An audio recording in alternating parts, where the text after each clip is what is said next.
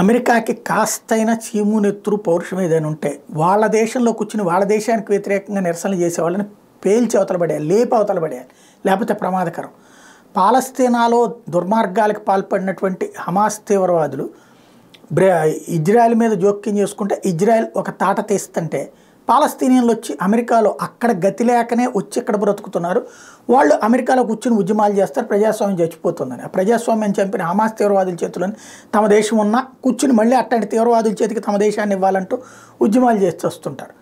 అది ఒక ఎత్తు అయితే, ఇప్పుడు హౌతీ తీవ్రవాదుల మీద పెద్ద ఎత్తున దాడి చేస్తే హౌతీ తీవ్రవాదులకి మద్దతుగా యెమెన్కి సంబంధించినటువంటి పౌరులు ఎవరైతే అక్కడ గతి లేక ఈ హౌతీల కారణంగా 60 లక్షల మంది గత 2 దశాబ్దాలలో ఆ దేశం విడిచి పారిపోయారు. అట్లాగా వాళ్ళు బ్రతుకు తెరువు కోసం వస్తే ఆశ్రయం ఇచ్చింది అమెరికా.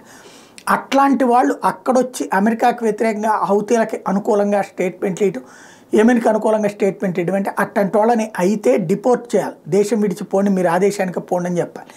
లేదంటే కనుక లేపడేయాలి.